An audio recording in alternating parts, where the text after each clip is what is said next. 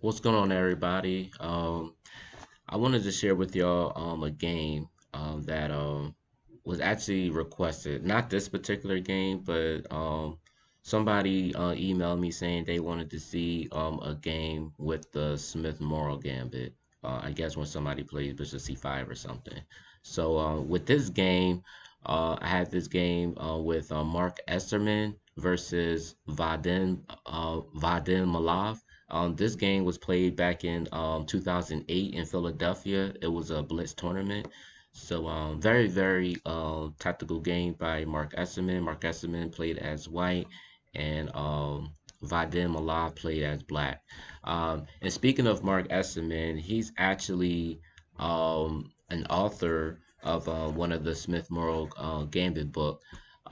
It's called Mayhem in the Morra. I actually had that book, so I'm gonna actually drop a link if y'all interested in the Smith Morrow Gambit or whatever. If you want to learn that opening, it's a very tactical game, and honestly, that's probably the only Smith Morrow Gambit book that I would actually recommend because for me, with that book, it's actually up to date and it actually shows you a lot of sound sacrifice in the Smith Morrow Gambit where it actually does work.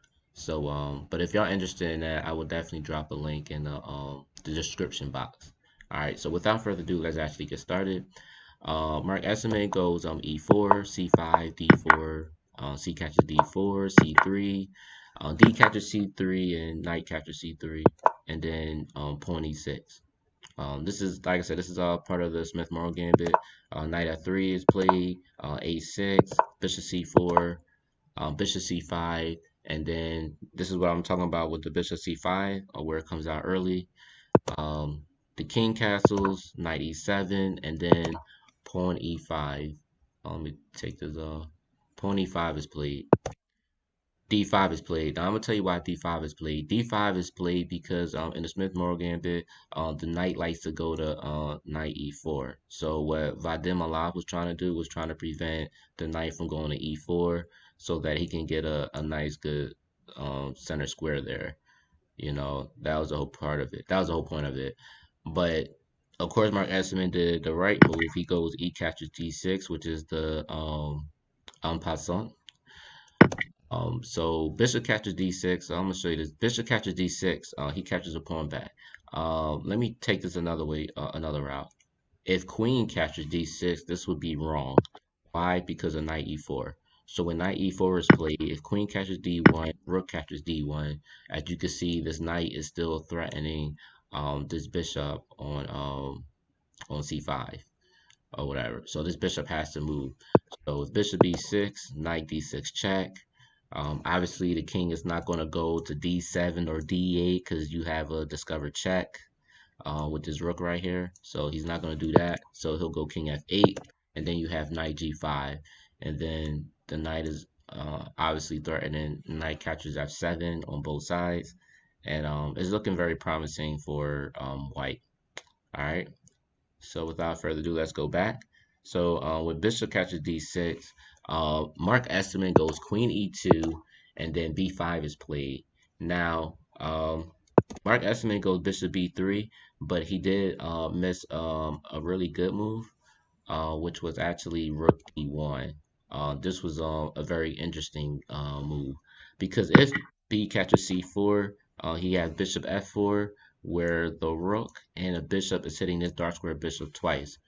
So if knight f5 tries to defend that, then bishop catches d6, knight catches d6, and then knight e4, and then this rook and this knight is hitting this twice, and there's no other way to defend this knight at all because none of these pieces are developed, and the king's still in the center of the board, so this knight will be lost. And then of course white has obviously a very great advantage. All right, but bishop b3 was played, and then bishop b7, and then rook d1 was played.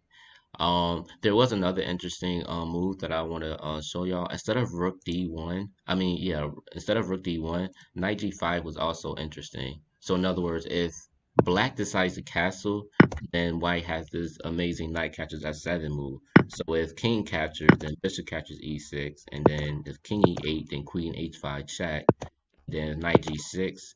Rook E1 is pretty good. But also Bishop G5 is also a very interesting move that I actually like too. So, but yeah, Rook E1, Bishop E7, then Queen catches H7. Um, White is crushing his king side, and the king is still in the center of the board, which is just nasty. All right, so Rook D1 is still played. Queen C7, Knight E4. You know, as you see, the Rook and the Knight is hitting this D6 dark square Bishop. Bishop catches E4, Queen catches E4, hitting this Rook on A8. Knight C6, Bishop G5, Rook AC8, and Rook AC1. Also, I wanted to go back real quick because after Rook C8, instead of Rook C8, let's say Black did try to castle. I have to show y'all this. Instead of Rook going to C8, if Black decides to castle, Rook AC1 will come into play, and then if Rook AC1, then Bishop catches E6 is played, and then if F captures, then Queen catches E6 is played, and then as you see, this dark square Bishop is gone, and now without Black's dark square Bishop, we have a dark square Bishop, so we can actually infiltrate any dark square weaknesses that Black may have. So yeah, that would be crazy, right? So let's go back. Rook C8, like I said, that was played, and then Rook AC1, getting the C file into the enemy's camp on the queen side. Queen B8 is played, Bishop catches E6 is played, F captures E6, Queen captures E6, and then as you see, um, Rook Rook on D1 is hitting this D6 Bishop, and so is this Queen. All right. So what does Black do? Black decides to defend his dark square Bishop, and what Marc Esserman did, he goes King F1, and he moved the King H1 to prevent the Bishop catches H2 because the whole threat was, I'm gonna show y'all, the whole threat is Rook captures C6. So he moved the King F1 because he didn't like the Bishop catches H2, and obviously the King can't take because of the Queen is supporting his Bishop. And then if the King goes to H1, well, y'all already know Rook captures D1 will be a check or whatever, and then the Knight will have to defend with the Knight. So this is what he didn't like. But as he analyzed this again, he realized that White still could win in this position either way. So, for instance, Bishop captures H2, as y'all looking at right now, Knight captures H2, Rook captures D1, Knight F1, and then as you see, White is already threatening checkmate. So the Black Queen has to defend that. And also, you also gotta look at it too. He's also threatening Rook C8 as well, which is also winning. So this one or Queen captures E7. But obviously he defends with Queen D7. I'm just telling you what it would have been like. Rook B6, Queen C7, Bishop catches E7, Queen catches E7, then Queen C6 check. And this is pretty much over after this because if Rook D7, then you got Rook B8 check, and then the Rook can't go back because he's pinned. So only thing that Black can do is go King F7, and then he'll just go Queen F3 check. Not the you don't want to automatically go here yet because, well, technically he still can. It doesn't matter, but Rook D1 will be bad because of Queen F3 check, and you're hitting this Rook.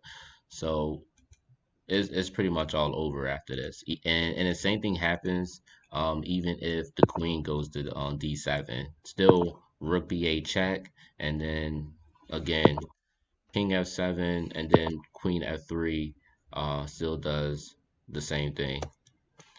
You know, he still loses Rook, and White should be he should have a good win. He should win his position after he takes that Rook off.